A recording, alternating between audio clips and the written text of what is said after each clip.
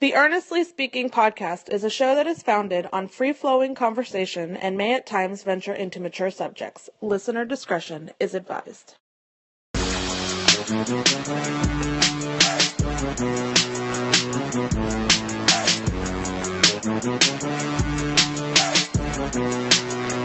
What's up, everybody? This is Ernest Christian, Earnestly Podcast. Recording this late night at about 11:15 p.m. on May 14th, 2020. First podcast of the week. Last show we did was last Thursday night. Hope you guys enjoyed last episode. That was a very special episode. It was myself and my friends Roz and Roz, GW Gross, come on the show reviewing, ranking our top 10 characters of The Office, favorite characters of The Office. Very popular episode. Lots of good feedback on that episode. Pretty happy about that. We'll do more of those. Hopefully do more of those and down the road. Those kind of episodes. I like those ranking things. Part of the series we're doing here, so it's pretty cool. Man, I am really full. First off, I'm actually holding my mic in my hand as opposed to, putting it on the, from the desk. I don't know. I think it's time to invest in the handheld mic. I don't think I enjoy doing the shows with the mic set up and me talking to the mic. I feel restricted. And the thing is, when I do these podcasts, especially the solo ones, man, I want to feel like just feel loose and relaxed, man. I don't want to be doing this shit, like I have to have this kind of pose and this kind of thing. Nah, I think it's time to get a handheld mic. I think I'm gonna do that probably next couple weeks and just invest in one because might as well. Part of the reason why I love doing my shows, sometimes the remote shows, because like the shows that I don't do in the office here in studio, it kind of feels more natural. I'm more naturally a random talker. I don't want to sit there in the studio. I mean, look, I could do studio, and I like doing studio stuff. I've done studio stuff through the years, radio shows, all that. There's nothing wrong with that at all, but it's just that when I'm not having us talking to a mic that's standing facing you and whatever, it feels restrictive. Whereas I have had it's this weird podcasting shit. So I don't know. That's kind of what I want to do. I'm really full right now, dude. I actually broke my not my diet, but I've been doing pretty well with the water, the drinkable water thing until today. Today I had so much cravings. I was craving ice cream today. I got ice cream. I was craving soda. I've stopped buying soda in the house, but I took a trip to McDonald's earlier to get a soda because I was just craving it. I mean, whatever. I mean, look, Rome was built one day, or week, or month. I'm not gonna turn around everything in this one fell swoop. If I have a craving, I'm gonna go after it. But the important thing is not that I go back and do the same damn thing over and over again. It's important to make sure that you're cutting back on the shit that's bad. If you have a craving, it's okay to have a craving and sort of like, not engulf something with it. This is kind of okay. I have a craving. I drank it and I'm good. I'm not buying it again. I don't have it in my house. I have it in my house, so I'm not gonna worry about that. So I don't know. I'm feeling forward now. I had nice dinner tonight. Wife made tilapia, rice and beans. It's pretty good. Not bad. But yeah. This I don't know. This whole week I've been kind of like wanting to take a step back a little bit and just kind of relax. I think this COVID-19 lockdown is dying off now. We're now in phase 1 currently. Still out of work for another 2 months. Still out of work since March, middle of March. Today actually is the first is the full 2 months I've been out of work. This is actually week 9 of lockdown. But I think we're looking like we'll be getting back to work sooner rather than later. Phase 2, we don't know when it's going to be. Phase 2 is probably going to be. If I had to guess, Phase 2 to be released to be something here in South Florida, I would say early June will be Phase 2, and I think where my job is at, Phase 2 is is pretty much right there. Casinos, of course. So hopefully, but the thing is, even when I go back to work, it's not going to be normal either. So, at least early on, I think it'll be some adjusting to get to. We'll have to go through first and whatnot. I don't. I'm going to be realistic here too. When involving this pandemic, I don't think we'll be back to normal until the next year, to the end of this year, next year, earliest. Just because it's so much. I mean, we don't know the reaction of people. People are going to want to come back here. A lot of our clientele is older people too. Will they feel comfortable come back to work? I don't know. Right now we're managing okay as a family. I mean, my wife is itching to get back to work, obviously. I'll say it again, and it's going to sound bad, but I feel guilty because I'm not necessarily hating this either. But I will be honest with you, I'm ready to get back to a semblance of normal life. It'd be great to get back to there and just kind of, make money and, be able to go places and stuff. But even then, even when we get back to, to work, I don't expect us to be back in that spot immediately. I think we'll only get back maybe half of what we've accustomed to. And, it's better than nothing at this point, but I don't know, I miss hanging out with my friends, miss hanging out with see my family all the time and little things, going to restaurants, date nights with my wife. But I think this has also taught us a lot about ourselves, about, appreciating things. I've been saying it all over again. One of the things I've taken from this situation is learning to appreciate the things you do have. We get so wrapped up with the things we want and the things we think we need anyway. But a lot of things that there's a lot of things that we can't control, and a lot of things we could do. And those things were taken away from us the last 2 months. Maybe now it's due time to start appreciating those things that we had before, that we didn't really take into account that we had, or the opportunity to have. I don't know. I look at this thing a little more differently than a lot of people. That's just me. Let me see. Okay, a couple things I'll talk about here on the pod today. Hopefully I'll do more of these next week. I want to try to do more of these. I'll make a goal to do at least a couple of solo pod episodes a week. I don't want to overdo it either, but it's not a bad idea to do more of these. It's been a week. Let me see. Okay, so The Last Dance, episode 7 and 8 was last weekend. I wrote about it on my blog. You can check it out at Earnestly.com. I wrote my takeaways. Like I was saying on my blog, talking about Michael Jordan, when he retired in '93, talking about, the rumored gambling, talking about the, the rumors that for years about David Stern suspended, was going to suspend Michael Jordan for a whole year or maybe because of the gambling issues, whatever, and how everybody shot that down.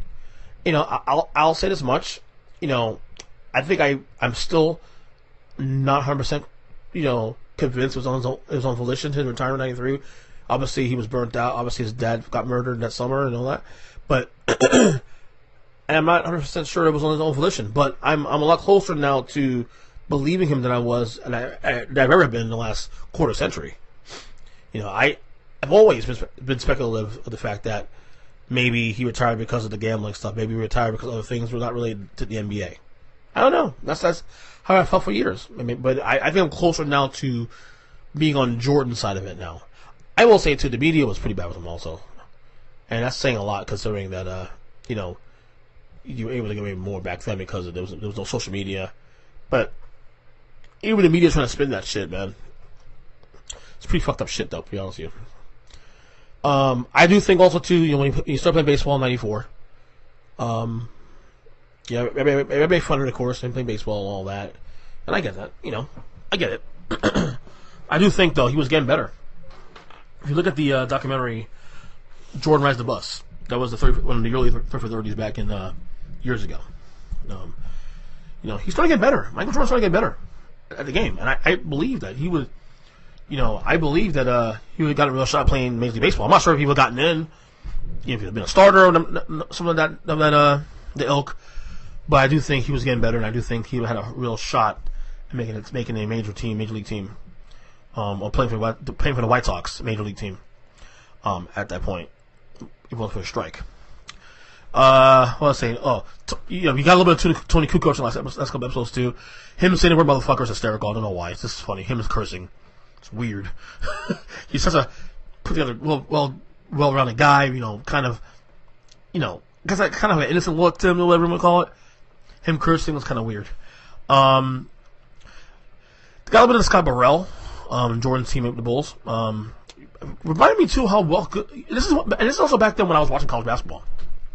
Scott Burrell was really. Oh my God, it's high pitch. Holy shit! Scott Burrell was actually a good ball player in college. You know, I was to the point where I was convinced that he'd been a good NBA All-Star. Got that one wrong, but you know, he was a good player in you know, back then in college. You know, we saw B.J. Armstrong in this episode too. Armstrong was a good ball player, man. Really good ball player. Made an All-Star team '94. You know, when Jordan retired, him, Pippen, and Horace Grant made an All-Star team. The part with him, you know, being in Charlotte, and after game 2 when they beat the Bulls, the only one game in the series, and then Jordan feeling like, you know, okay, well, you want to start yelling and talking shit after winning one game and it's even, and then Jordan just destroyed the Hornets the next 3 games. I mean, that's hysterical. It's typical Jordan.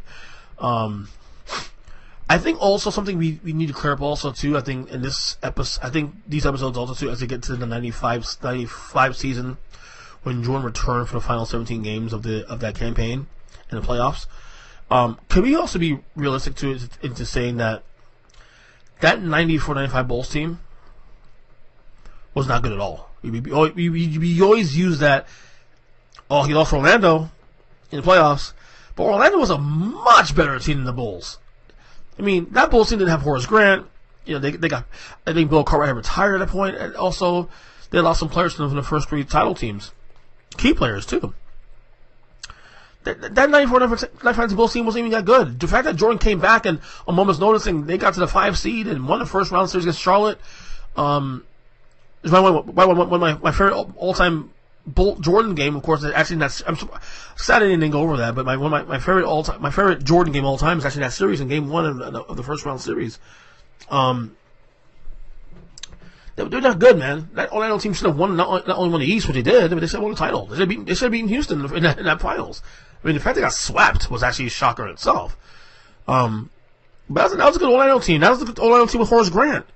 That was Shaq, who's on his way becoming the best player in basketball at that time. That was Penny Hardaway. I mean, that was a great Orlando team. That's an Orlando team that should have stayed together a couple more years. I'm convinced if that team had stayed together, if Shaq didn't go to L.A. In '96, after Jordan embarrassed him the very next year, Jordan the Bulls embarrassed the Magic, swept them out in the conference finals in the very next year. If they stayed together, and Shaq says he regrets it now. I mean, that's easy to say now in hindsight, but seriously, if they had stayed together a couple more years and the Bulls retired, Jordan retires in '99, all that. I'm convinced they would have won a title. I'm convinced they would have won a title, at least one title. I'm not saying they would have multiple titles, but they would have got one title at least out of that. With Shaq and Penny stayed healthy, and Shaq was still in the Magic. Absolutely. The Seattle team they beat '96 was really good, really good. Gary Payton, Sean Kemp, but that's a good roster too. Dennis Schroeder was really good too. Dennis Schroeder was a really good ball player. Fringe, I would say probably a fringe-ish Hall of Famer. Nah, I don't know. Hersey Hawkins was underrated in that era too. Sam Perkins brought veteran leadership. They had a good bench. George Carl's a good coach. That was a good Seattle team they beat in the finals. Honestly, the thing is too. Also, watching him and how he's driven. It's funny. Like to be perfectly honest with you. And man, I sound like shit in this podcast today. I don't know. I pushed record today. To be honest with you, I don't know why I'm doing this, but whatever. I feel conflicted as to whether his way is the right way, because I've always said, you can still be the GOAT. You can win multiple ways in the NBA. Michael Jordan and Kobe Bryant's way isn't the only way to win titles. Magic Johnson. I've always said Magic Johnson smiled at championships. 5 of them, in fact. So I'm torn in terms of how I feel about the right way to win, how to cultivate winning. People get on LeBron James all the time because they think he's not clutch enough, or he's not in the same ilk of Kobe and Jordan, the way they operate with their teammates, whatever. But what LeBron's done has worked also too. I believe there is still a happy medium when it comes to how you win in the league. Obviously, there is something to be said about Jordan doesn't do, but there's something to be said the way Bird did it, and the way Magic did it, and the way Isaiah did it. It's whatever it is. So that's my takeaways from episodes 7 and 8. Of course, 9 and 10 is this weekend. Is the final 2 episodes of the documentary. Gone fast. It's gone fast. And we'll see how that goes. I'm looking forward to watching it this weekend. And that's that. I've been binging Better Call Saul. I am at the end of season 2. Again, another show that's really slow, but I don't mind shows that are slow like that. I like that shows take their time in pacing and storytelling, all that. I don't got a problem with it. I'm okay with it. I think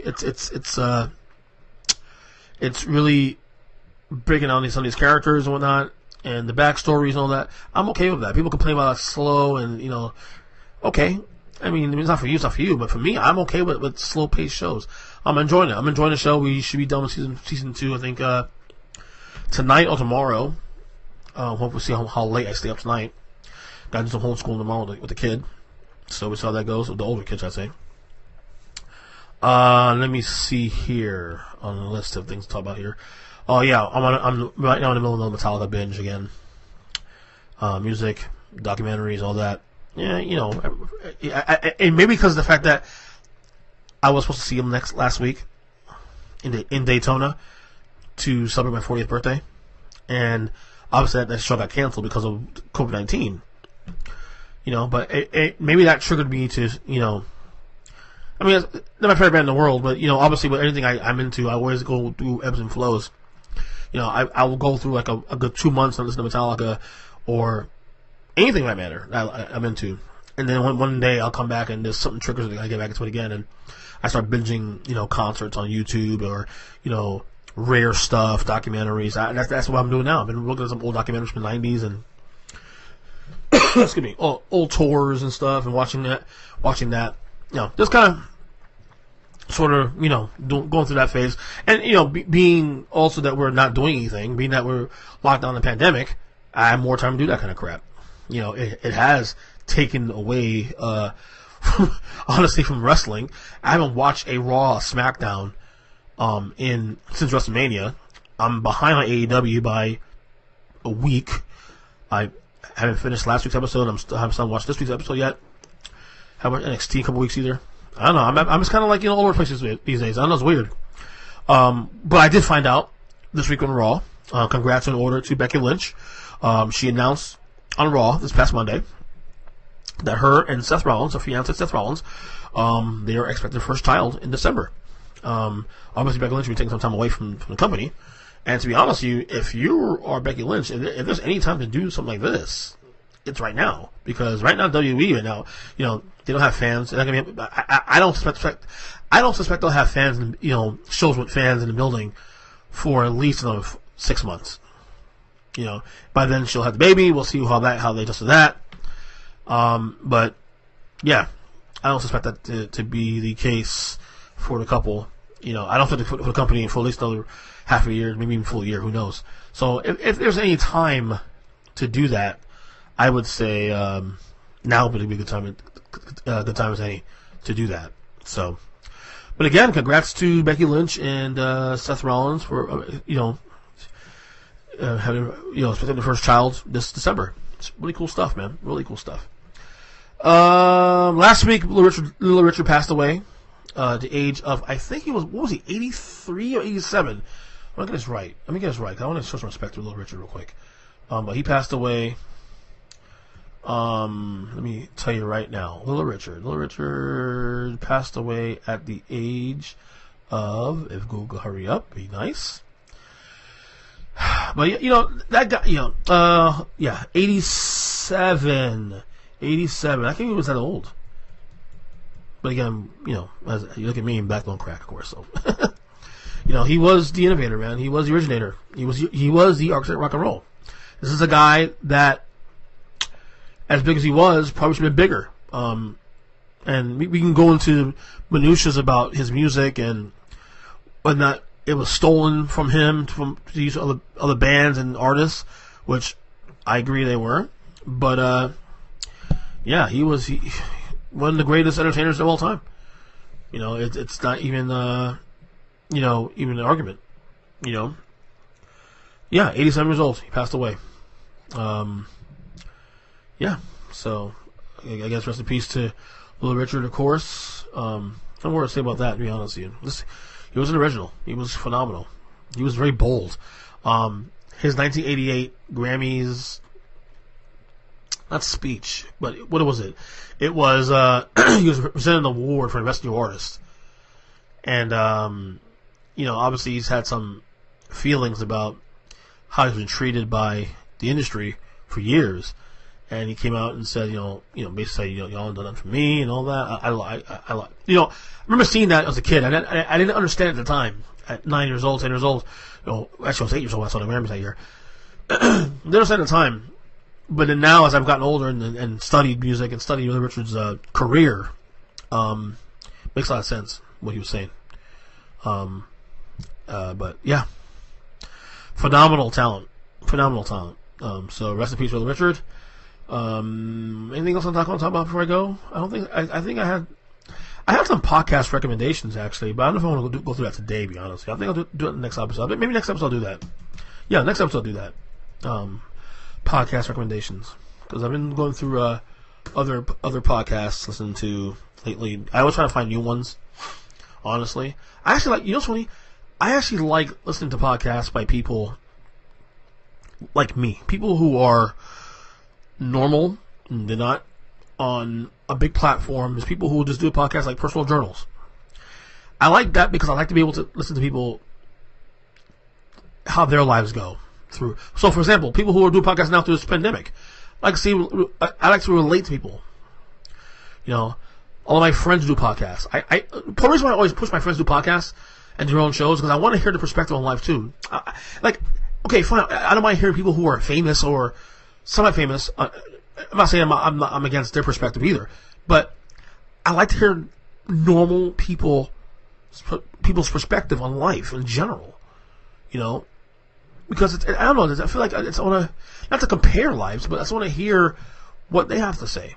I think there's a lot of voices who don't get out there because either they have fear of saying something publicly, or just they don't know how to do it. So this is why I always encourage people to do their own shows, or I don't know. I listen to I have a couple of podcasts of people who I've never met, never really engaged with, but I'll randomly find a podcast and I just turn on and listen to it, and I'll be interested in their life. We'll see what they're presenting, what their perspective. There's a podcast I listen to some guy in Tennessee, a show called Up in His Brain. And he's a mid-40s, family man with his kids and wife, whatever, I don't know. And I've listened to this podcast for a couple months now. It's a good show. It's a personal journal. I don't mind it. You're putting work out there. Same thing I do. I'm putting work out there, So, I don't know. That's not how I feel. It's like when I go through blogs. Same thing. You'll see different blogs, random blogs out there, and you just click on something, and sometimes you find somebody's writings interesting, and then you start to become a fan of their work. I don't know. I'm weird in that way, I guess. I don't know. So, all right. I think I'll call there for a little bit. I'll call there. I'm supposed to do a pod tomorrow with Kyle Nash. First pod with us two since the Super Bowl. Well, before Super Bowl. I can't remember exactly when last time we podcasted, but we'll see how that goes. That's scheduled for tomorrow, Friday. So we'll see how that goes. I'll try to put more of these out, even these smaller-ish pods. I think with these solo shows, 20 to 30 minutes is perfect. And if I could do 2 or 3 of those a week, it'd be nice. Instead of piling up all these ideas for a week, take 2 or 3 things I'll talk about and just kind of put out there in a moment and let it rip, So, anyway, Twitter, you want to get at me, EJChristian7. Also, the website, the blog at earnestchristian.com.